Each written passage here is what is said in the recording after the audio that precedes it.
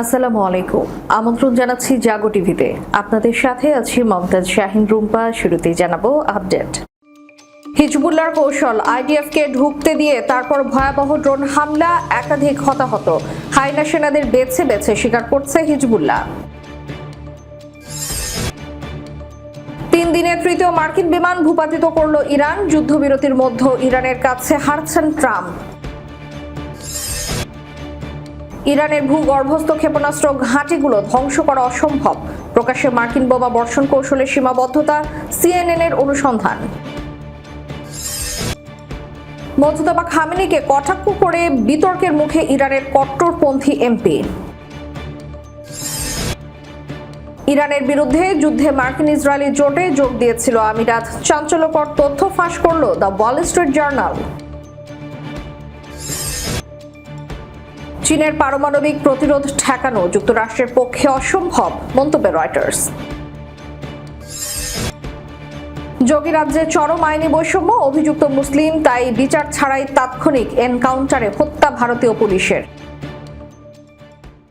এবার বিস্তারিত। হিজবুল্লাহর কৌশল, আইডিএফকে ঢুকতে দিয়ে তারপর ভয়াবহ ড্রোন হামলা, একাধিক হতাহত। হাইনা সেনাদের বেছে বেছে শিকার করছে হিজবুল্লাহ। যুদ্ধের ময়দানে হিজবুল্লাহ নতুন এক ভীতিকর কৌশল প্রয়োগ করেছে। দক্ষিণ লেবাননে ইসরায়েলি সেনাদের প্রথমে অপেক্ষাকৃত সহজে অগ্রসর হতে দেওয়া হয়। তারপর যখন তারা নির্দিষ্ট অবস্থানে পৌঁছায়, তখন সস্তা এফপিভি ড্রোন দিয়ে আক্রমণ চালানো হয়। ফল, ইসরায়েলি সেনা নিহত এবং একাধিক আহত। ইসরায়েলি সামরিক বাহিনী নিশ্চিত করেছে হিজবুল্লাহর এফপিভি ড্রোন হামলায় গিভাতি ব্রিগেডের অভিজাত রিকনেন্স ইউনিটের সদস্য স্টাফ সার্জেন্ট মাইকেল টিউকিন নিহত হয়েছেন। আশকেলনের বাসিন্দা এই তরুণ সেনা সদস্য দক্ষিণ লেবাননে অভিযানের সময় ড্রোনের আঘাতে প্রাণ হারায়। একই হামলায় আরও 4 সেনা সদস্য আহত হয়েছেন, যাদের অবস্থা হালকা বলে জানিয়েছে আইডিএফ। রাত 10:15টার দিকে এই হামলা চালানো হয়। সূত্র জানিয়েছে হিজবুল্লাহ তাদের ড্রোন ও গোয়েন্দা নেটওয়ার্ক ব্যবহার করে ইসরায়েলি অবস্থান শনাক্ত করে। এরপর নির্দিষ্ট লক্ষ্যে আঘাত হানার জন্য অত্যন্ত নিম্ন উচ্চতায় ড্রোন পাঠানো হয়, যার শনাক্ত করা ইসরায়েলি প্রতিরক্ষা ব্যবস্থার জন্য কঠিন হয়ে পড়ে। বিশ্লেষকরা বলছেন, হিজবুল্লাহ ইচ্ছাকৃতভাবে আইডিএফকে একটি নির্দিষ্ট অবস্থানে প্রবেশের অনুমতি দিয়েছিল। সেনারা যখন অভিযান শুরু করে, তখনই আকাশ থেকে চুপিসারে চলে আসে মারাত্মক ড্রোন। এই কৌশল ইরান সমর্থিত এই গোষ্ঠীটির যুদ্ধ কৌশলের এক নতুন অধ্যায়। এর আগেও হিজবুল্লাহ ইসরায়েলের $4 মিলিয়ন মেরকাভা ট্যাঙ্ক সস্তা ড্রোন দিয়ে ধ্বংসের ভিডিও প্রকাশ করেছিল। এবার সরাসরি সেনাদের উপর প্রাণঘাতী হামলা চালালো তারা। ইসরায়েলের পক্ষ থেকে বলা হয়েছে, হিজবুল্লাহ আন্তর্জাতিক আইন লঙ্ঘন করে দক্ষিণ লেবাননে উস্কানি অব্যাহত রেখেছে। আইডিএফ ঘটনার তদন্ত শুরু করেছে এবং উত্তর সীমান্তে সতর্কতা জারি করা হয়েছে। ইতিমধ্যে ইসরায়েলি বিমান বাহিনী দক্ষিণ লেবাননে পাল্টা হামলা চালিয়েছে বলে জানা গেছে। হতাহতের ঘটনা ইসরায়েলে শোকের ছায়া ফেলেছে। তবে সামরিক বিশেষজ্ঞদের মতে, সস্তা ড্রোন দিয়ে এই ধরনের নির্ভুল হামলা ইসরায়েলের জন্য এক কঠিন চ্যালেঞ্জ হয়ে দাঁড়িয়েছে। প্রশ্ন উঠছে, ইসরায়েলের বহুল প্রচারিত আয়রন ডোম এবং উন্নত প্রযুক্তি কেন এই ড্রোনগুলো আটকাতে ব্যর্থ হচ্ছে? উত্তর সীমান্তের উত্তেজনা কি পূর্ণ মাত্রার যুদ্ধে রূপ নেবে? বিশ্ব অপেক্ষায় আছে, ইসরায়েলের বড় ধরনের প্রতিশোধ নেওয়ার অপেক্ষায়। 3 দিনের তৃতীয় মার্কিন বিমান ভূপাতিত করল ইরান। যুদ্ধবিরতির মধ্যেও ইরানের কাছে হারছেন ট্রাম্প। মধ্যপ্রাচ্যে ভঙ্গুর যুদ্ধবিরতি কার্যকর থাকলেও থামছে না ইরান ও যুক্তরাষ্ট্রের মধ্যে সংঘর্ষ। ইরানের ইসলামী বিপ্লবী গার্ড কর্পস দাবি করেছে তারা একটি মার্কিন MQ-1 প্রিডেটর ড্রোন ভূপাতিত করেছে। এটি গত 3 দিনে ইরানের ভূপাতিত করা তৃতীয় মার্কিন বিমান। ইরানের রাষ্ট্রীয় গণমাধ্যম অনুযায়ী 31 মে মার্কিন ড্রোনটি ইরানের আঞ্চলিক জলসীমা এবং আকাশ সীমা লঙ্ঘন করে। দেশটির আকাশ প্রতিরক্ষা ব্যবস্থা তা শনাক্ত করে সঙ্গে সঙ্গে ধ্বংস করে দেয়। তেহরানের দাবি এটি ছিল একটি শত্রুতাপূর্ণ অভিযান, যার জবাব দিতে বাধ্য হয়েছে ইরান। যদিও যুক্তরাষ্ট্র এখন পর্যন্ত এই দাবি নিয়ে সরকারিভাবে কোনো মন্তব্য করেনি, তবে সামরিক সূত্র বলছে এই ঘটনা সত্য হলে তা অত্যন্ত উদ্বেগজনক। গত কয়েকদিনের ঘটনা পর্যালোচনা করলে দেখা যায়, 29 মে ইরান দাবি করে একটি মার্কিন MQ-9 রিপার ড্রোন ভূপাতিত করেছে। 30 মে RQ-4 গুপ্তচর ড্রোন ও F-35 স্টিলথ ফাইটার জেটকে লক্ষ্য করে হামলা চালায় IRGC। 31 মে তৃতীয়বারের মতো ভূপাতিত হলো MQ-1 প্রিডেটর ড্রোন। ইরানের এই ধারাবাহিক সাফল্য বিশ্লেষকদের কৌতূহল ও উদ্বেগ বাড়িয়ে দিয়েছে, বিশেষ করে যখন যুক্তরাষ্ট্র ও ইরানের মধ্যে আনুষ্ঠানিক যুদ্ধবিরতি বলবৎ রয়েছে। ট্রাম্প প্রশাসন ইরানের বিরুদ্ধে কঠোর অবস্থানে থাকলেও ঘটনা প্রবাহ বলছে ইরান বারবার মার্কিন বাহিনীকে চ্যালেঞ্জ করছে এবং পাল্টা জবাব দিতে বাধ্য করছে। রাজনৈতিক বিশ্লেষকরা বলছেন, যুদ্ধবিরতি মানেই যুদ্ধ শেষ নয়। ইরান প্রমাণ করেছে প্রযুক্তিগত দিক থেকে তারা পিছিয়ে নেই, বরং ড্রোন যুদ্ধে মার্কিন বাহিনীকেও হারাতে পারছে। এদিকে ইসরায়েল ও হিজবুল্লার মধ্যে উত্তেজনা চরমে। হিজবুল্লার এফপিভি ড্রোনে ইসরায়েলি সেনা নিহত ও ট্যাঙ্ক ধ্বংসের ঘটনা সামরিক ভারসাম্য নষ্ট করছে। প্রশ্ন উঠছে, ট্রাম্প কি এই পরাজয় মানবেন নাকি বড় ধরনের সামরিক অভিযানের মাধ্যমে ইরানকে জবাব দেবেন? বিশ্বের তেলবহুল এই অঞ্চলে এখন স্থির উত্তেজনা বিরাজ করছে, যা যে কোনো মুহূর্তে বিস্ফোরিত হতে পারে।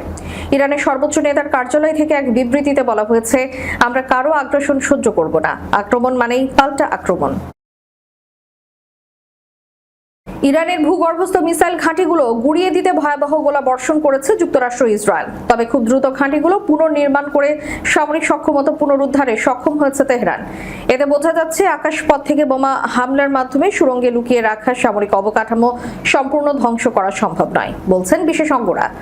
সম্প্রতি প্রকাশিত বাণিজ্যিক স্যাটেলাইট চিত্র এবং মার্কিন গোয়েন্দা তথ্য অনুযায়ী যুক্তরাষ্ট্র ইসরায়েলের ব্যাপক বিমান হামলা সত্ত্বেও ইরান অত্যন্ত দ্রুত ভূগর্ভস্থ মিসাইল সিটি বা ক্ষেপণাস্ত্র নেটওয়ার্ক পুনরায় সচল করে তুলেছে। তেহরানের এই দ্রুত ঘুরে দাঁড়ানোর ক্ষমতা পেন্টাগন এবং পশ্চিমা সামরিক বিশ্লেষকদের রীতিমতো ভাবিয়ে তুলছে। বিশেষজ্ঞরা বলছেন, ইরান দ্রুত ভূগর্ভস্থ মিসাইল সিটি মেরামত করতে সক্ষম হয়েছে। যে কোনো সময় ইসরায়েল এবং অন্যান্য মধ্যপ্রাচ্যের দেশগুলোতে আরো বেশি দূরপাল্লার ক্ষেপণাস্ত্র হামলা চালাতে প্রস্তুত, যা মার্কিন বোমা বর্ষণ কৌশলের সীমাবদ্ধতাকে তুলে ধরেছে। এতে বোঝা যাচ্ছে, যুক্তরাষ্ট্র ইসরায়েলের লাগাতার বিমান হামলায় ভূগর্ভস্থ মিসাইল সিটির রাস্তা ও সুড়ঙ্গের প্রবেশ পথ ধ্বংসে খালি ইরানের প্রবেশাধিকার সীমিত হয়েছিল বলে যোগ করেন বিশেষজ্ঞরা। এদিকে সিএনএন এর পর্যালোচনা করা স্যাটেলাইট চিত্র থেকে দেখা যায়, ইরান কিভাবে ব্যয়বহুল অভিযান মোকাবিলায় বুলডোজার এবং ডাম্প ট্রাকের মতো সাধারণ সরঞ্জাম ব্যবহার করেছে, যা থেকে বোঝা যায় শুধু সুড়ঙ্গের প্রবেশ পথকে লক্ষ্যবস্তু করে তেহরানের ক্ষেপণাস্ত্র সক্ষমতা ধ্বংস করা সম্ভব নয়, বলছেন বিশেষজ্ঞরা। ইরানের ক্ষেপণাস্ত্র সক্ষমতা বিশ্লেষক স্যাম লিয়ার বলেন, ইরান যুক্তরাষ্ট্র সংঘাত আবার শুরু হলে ক্ষেপণাস্ত্র উৎপাদন বন্ধ থাকলেও যতক্ষণ তেহরানের কাছে কর্মী থাকবে ততক্ষণ ইরান ক্ষেপণাস্ত্র উৎক্ষেপণ চালিয়ে যাওয়ার মতো অবস্থানে আছে। তাদের কাছে এখনো যে বিপুল পরিমাণ ক্ষেপণাস্ত্রের মজুদ রয়েছে তা দিয়ে উৎক্ষেপকগুলোকে সজ্জিত করতে কোনো বেগ পেতে হবে না। উল্লেখ্য, স্যাম লিয়ার ক্যালিফোর্নিয়ার মন্টারিতে অবস্থিত James Martin centre for non proliferation স্টাডিজের গবেষণা সহযোগী হিসেবেও কাজ করেন। যুদ্ধ চলাকালীন ইরান অত্যন্ত ঝুঁকি নিয়ে সুড়ঙ্গের প্রবেশপথগুলো খননের কাজ চালিয়ে যাচ্ছিল, কারণ যুক্তরাষ্ট্র ও ইসরায়েল প্রায়শই খনন কাজে ব্যবহৃত সরঞ্জামগুলোতে হামলা চালায়। এতে ইরান ক্ষেপণাস্ত্র নিক্ষেপ রাখলেও হার অধিকাংশে কমে এসেছিল। সিএনএন এর অনুসন্ধানে উঠে এসেছে, যুক্তরাষ্ট্র ইসরায়েলি বাহিনীর হামলায় বন্ধ হয়ে যাওয়া 69টি সুড়ঙ্গ প্রবেশ পথের মধ্যে 50টি বুলডোজার ও ডাম্প ট্রাক ব্যবহার করে পরিষ্কার করে ফেলেছে ইরান। অন্যান্য ঘাঁটিগুলোর প্রবেশ পথ মেরামত সম্পূর্ণ করেছে তেহরান। স্যাটেলাইট চিত্রে দেখা যায়, বোমায় তৈরি হওয়া গর্তগুলোর প্রায় সব ভরাট করা হয়েছে। দুটি স্থানের রাস্তা পাকাকরণের কাজও শেষ। এদিকে যুদ্ধে মার্কিন বাহিনীর সাফল্যকে তুলে ধরেন স্যাম লিয়ার। তিনি বলেন, যুদ্ধে কেবল সামরিক শক্তি প্রদর্শন করাই যথেষ্ট নয়, এর পেছনে যদি সুনির্দিষ্ট পরিকল্পনা না থাকে তবে সাময়িক সাফল্য পেলেও দীর্ঘমেয়াদে তা বড় ব্যর্থতা ডেকে আনবে। মোজতবা খামেনিকে কটাক্ষ করে বিতর্কে মুখে ইরানের কট্টরপন্থী এমপি। ইরানের কট্টরপন্থী সংসদ সদস্য হামিদ রাসাইর একটি সামাজিক যোগাযোগ মাধ্যমে পোস্ট ঘিরে দেশটির রাজনৈতিক অঙ্গনে নতুন বিতর্কের সৃষ্টি হয়েছে। পর্যবেক্ষকদের একাংশের ধারণা, পোস্টটিতে পরোক্ষভাবে ইরানের বর্তমান সর্বোচ্চ নেতা মোজতবা খামেনিকে লক্ষ্য করে লেখা হয়। এই কারণে রক্ষণশীল ও সরকারপন্থী মহলে ব্যাপক সমালোচনার মুখে পড়েছেন এই আইন প্রণেতা। ইরান ইন্টারন্যাশনাল জানায়, 28 মে নিজের টেলিগ্রাম চ্যানেলে নেতৃত্বের জন্য কে উপযুক্ত শীর্ষকে একটি লেখা প্রকাশ করেন রাসাই। সেখানে তিনি পবিত্র কোরআনের সূরা হুদের একটি আয়াতের উল্লেখ করেন, যেখানে নবী নূহ আলাইহিস সালামের অবাধ্য পুত্রের প্রসঙ্গ তুলে ধরা হয়েছে। ইরানের সমাজ ও রাজনৈতিক ভাষ্যে নূহের পুত্র উপমাটি সাধারণত এমন এক ব্যক্তিকে বোঝাতে ব্যবহৃত হয় যিনি সম্মানিত বা ধর্মপ্রাণ পরিবারে জন্ম নিয়েও পরিবারের আদর্শ থেকে বিচ্যুত হয়েছেন। এ কারণে অনেক বিশ্লেষক ও সামাজিক যোগাযোগ মাধ্যম ব্যবহারকারী মনে করেন, রাসাইর মন্তব্যে মোজতবা খামেনির প্রতি পরোক্ষ ইঙ্গিত রয়েছে। এই নিয়ে দেশটির বিভিন্ন সংবাদ মাধ্যমও প্রশ্ন তুলেছে। তাদের মতে, নতুন নেতৃত্ব প্রতিষ্ঠার পর যখন বিরোধী মহলে নানা আলোচনা ও গুঞ্জন চলছে, তখন এমন ধারণ টেনে রাজনৈতিক তাৎপর্য আর রয়েছে কিনা তা স্পষ্ট করা প্রয়োজন। সাবেক প্রেসিডেন্ট হাসান রুহানির প্রশাসনের সঙ্গে যুক্ত কয়েকজন বিশ্লেষকও বিষয়টি নিয়ে মন্তব্য করেছেন। তাদের দাবি, এই ঘটনা কট্টরপন্থী বিভিন্ন গোষ্ঠীর মধ্যে নেতৃত্বের প্রশ্নে বিদ্যমান মতপার্থক্যের ইঙ্গিত বহন করতে পারে। অন্যদিকে রক্ষণশীল শিবিরের কয়েকজন রাজনৈতিক কর্মী রাসাইয়ের কাছে পোস্টটির ব্যাখ্যা চেয়েছেন। বিতর্ক আরও জোরালো হয় কারণ একই দিনে মোজতবা খামেনি পার্লামেন্টে পাঠানো এক বার্তায় স্পিকার মোহাম্মদ বাগের গালিব বাফের নেতৃত্বের প্রশংসা করেন এবং জাতীয় সংহতির উপর গুরুত্ব আরোপ করেন। ইরানের বিরুদ্ধে যুদ্ধে মার্কিন ইসরায়েলি জোটে যোগ দিয়েছিল আমিরাত, চাঞ্চল্যকর তথ্য ফাঁস। ইরান ও ইসরায়েল যুক্তরাষ্ট্রের মধ্যকার সাম্প্রতিক যুদ্ধে সংযুক্ত আরব আমিরাত শুরু থেকেই সরাসরি অংশ নিয়েছিল এবং ইরানের অভ্যন্তরে ডজন খানেক বিমান হামলা চালিয়েছিল বলে এক চাঞ্চল্যকর প্রতিবেদন প্রকাশ করেছে মার্কিন সংবাদ মাধ্যম দ্য ওয়াল স্ট্রিট জার্নাল। শুক্রবার প্রকাশিত এই প্রতিবেদনে বলা হয়েছে, মধ্যপ্রাচ্যের এই সংঘাতপূর্ণ পরিস্থিতিতে আবুধাবি কেবল পরোক্ষ সহায়তাই করেনি, বরং মার্কিন ও ইসরায়েলি বাহিনীর পাশাপাশি কার্যত তৃতীয় প্রধান অংশীদার হিসেবে সামরিক অভিযানে সক্রিয় ছিল। এমনকি গত এপ্রিল মাসে যুদ্ধবিরতি ঘোষণার পরও আমিরাতের এই সামরিক তৎপরতা অব্যাহত ছিল বলে প্রতিবেদনে দাবি করা হয়। সংশ্লিষ্ট সূত্রের বরাত দিয়ে সংবাদ মাধ্যমটি জানায়, ওয়াশিংটন ও ইসরায়েলের দেওয়া গোয়েন্দা তথ্যের উপর ভিত্তি করে এই হামলাগুলো সমন্বয় করা হয়েছিল। হরমুজ প্রণালীর কৌশল কিশমি ও আবু মুসা দ্বীপ, বন্দর আব্বাস, লাভান দ্বীপের তেল শোধনাগার এবং আসালুয়ে পেট্রোকেমিক্যাল কমপ্লেক্স সহ ইরানের গুরুত্বপূর্ণ জ্বালানি অবকাঠামোগুলোকে লক্ষ্য করে এই যৌথ হামলা চালানো হয়। বিশেষ করে আসালুয়ে কমপ্লেক্সে ইসরায়েলের সাথে সমন্বয় করে চালানো একটি হামলার পর বিশ্বজুড়ে তীব্র প্রতিক্রিয়ার সৃষ্টি হয়, যার ফলে ওয়াশিংটন পরবর্তীতে ইসরায়েলকে ইরানের জ্বালানি খাতে হামলা বন্ধের আহ্বান জানাতে বাধ্য হয়েছিল। এই যুদ্ধের আগে পারস্য উপসাগরীয় দেশগুলো প্রকাশ্যে ঘোষণা দিয়েছিল যে ইরানের বিরুদ্ধে কোনো সামরিক অভিযানে তারা তাদের ভূখণ্ড বা আকাশসীমা ব্যবহার করতে দেবে না। তবে এই প্রতিবেদন ইঙ্গিত দেয় যে যুদ্ধ শুরু হতেই আবুধাবি সেই অবস্থান থেকে সম্পূর্ণ সরে আসে। চীনের প্রত্যন্ত মরুভূমিতে গড়ে উঠেছে বিশাল এক সামরিক কমপ্লেক্স, যা নিয়ে নিরাপত্তা বিশেষজ্ঞদের ধারণা এটি এমনভাবে নির্মাণ করা হচ্ছে যাতে যুক্তরাষ্ট্র যদি চীনের পারমাণবিক অস্ত্র ভাণ্ডারের উপর প্রথম হামলা চালায়, তবুও যেন বেইজিং এর পাল্টা পারমাণবিক আঘাত হানার সক্ষমতা ধ্বংস করা না যায়। চীনের পারমাণবিক ক্ষেপণাস্ত্র ইতোমধ্যেই যুক্তরাষ্ট্রের যে কোনো শহরে আঘাত হানতে সক্ষম। এবার রয়টার্সের পর্যালোচনা করা স্যাটেলাইট চিত্রে দেখা গেছে চীন তার দীর্ঘ পাল্লার ক্ষেপণাস্ত্র সংরক্ষিত পারমাণবিক সাইলোগুলোর কাছাকাছি এলাকায় বিস্তৃত উৎক্ষেপণ প্যাড, বাংকার এবং যোগাযোগ কেন্দ্রের একটি নেটওয়ার্ক নির্মাণ করেছে। স্যাটেলাইট ছবিগুলোতে ৮০টিরও বেশি প্যাড দেখা গেছে, যা চীনের সম্প্রসারিত মোবাইল ক্ষেপণাস্ত্র উৎক্ষেপণ যান এবং আকাশ প্রতিরক্ষা ব্যাটারির জন্য ব্যবহার করা হতে পারে। রয়টার্সের জন্য ছবিগুলো মূল্যায়নকারী ৩ জন নিরাপত্তা বিশ্লেষকের মতে এগুলোতে এমন সব স্থাপনাও দেখা গেছে যা ইলেকট্রনিক যুদ্ধ, স্যাটেলাইট যোগাযোগ এবং কমান্ড অপারেশনে ব্যবহৃত হতে পারে। আগে কখনো প্রকাশ্যে না আসা এই নির্মাণ কাজের ব্যাপকতা ইঙ্গিত দেয় যে চীন তার স্থল ভিত্তিক পারমাণবিক বাহিনীকে সুরক্ষা ও পরিচালনার জন্য শক্তিশালী অবকাঠামো ব্যাপকভাবে সম্প্রসারণ করছে। পুরো নেটওয়ার্কটি একত্রে বেইজিং এর সেকেন্ড স্ট্রাইক বা পাল্টা পারমাণবিক হামলার সক্ষমতা নিশ্চিত করার প্রচেষ্টায় বড় ধরনের উন্নয়নের বার্তা দেয়। একই সঙ্গে এটি তাইওয়ান ইস্যু সহ বিভিন্ন বিষয়ে যুক্তরাষ্ট্র চীন উত্তেজনার মধ্যে ক্রমবর্ধমান পারমাণবিক প্রতিযোগিতারও প্রতিফলন। যোগী রাজ্যে চরম আইনি বৈষম্য, অভিযুক্ত মুসলিম তাই বিচার ছাড়াই তাৎক্ষণিক এনকাউন্টারে হত্যা ভারতীয় পুলিশের। ভারতের উত্তরপ্রদেশের গাজিয়াবাদে এক হিন্দু কিশোরকে ছুরিকাঘাতে হত্যার অভিযোগে মূল অভিযুক্ত আসাদ পুলিশি এনকাউন্টারে নিহত হয়েছে। তবে এই ঘটনাকে কেন্দ্র করে ভারতের আইন প্রয়োগকারী সংস্থাগুলোর দ্বিমুখী নীতি এবং মুসলিমদের লক্ষ্য করে চালানো বিচার বহির্ভূত হত্যাকাণ্ডের বিষয়টি আবারও সামনে আসে।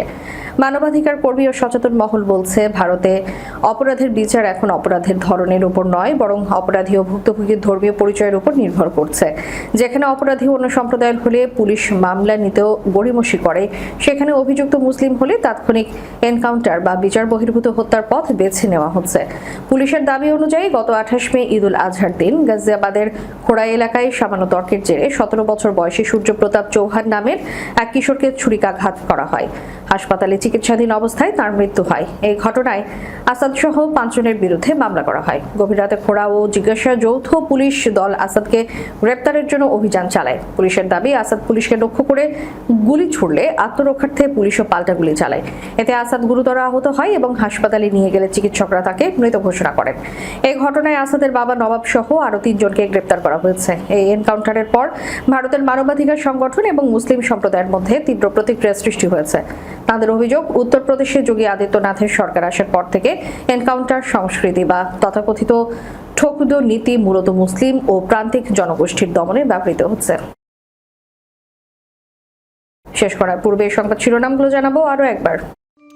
হিজবুল্লাহর কৌশল, আইডিএফকে ঢুকতে দিয়ে তারপর ভয়াবহ ড্রোন হামলা, একাধিক হতাহত। হাইনা সেনাদের বেছে বেছে শিকার করছে হিজবুল্লাহ। 3 দিনে তৃতীয় মার্কিন বিমান ভূপাতিত করল ইরান। যুদ্ধবিরতির মধ্যে ইরানের কাছে হারছেন ট্রাম্প। ইরানের ভূগর্ভস্থ ক্ষেপণাস্ত্র ঘাঁটিগুলো ধ্বংস করা অসম্ভব। প্রকাশ্যে মার্কিন বোমা বর্ষণ কৌশলের সীমাবদ্ধতা, CNN এর অনুসন্ধান। মোজতবা খামেনিকে কটাক্ষ করে বিতর্কের মুখে ইরানের কট্টরপন্থী এমপি। ইরানের বিরুদ্ধে যুদ্ধে মার্কিন ইসরায়েলি জোটে যোগ দিয়েছিল আমিরাত। চাঞ্চল্যকর তথ্য ফাঁস করল দ্য ওয়াল স্ট্রিট জার্নাল। চীনের পারমাণবিক প্রতিরোধ ঠেকানো যুক্তরাষ্ট্রের পক্ষে অসম্ভব, মন্তব্য রয়টার্স। যোগী রাজ্যে চরম আইনি বৈষম্য, অভিযুক্ত মুসলিম, তাই বিচার ছাড়াই তাৎক্ষণিক এনকাউন্টারে হত্যা ভারতীয় পুলিশের। এতক্ষণ আমাদের সাথে থাকার জন্য ধন্যবাদ। আল্লাহ হাফেজ।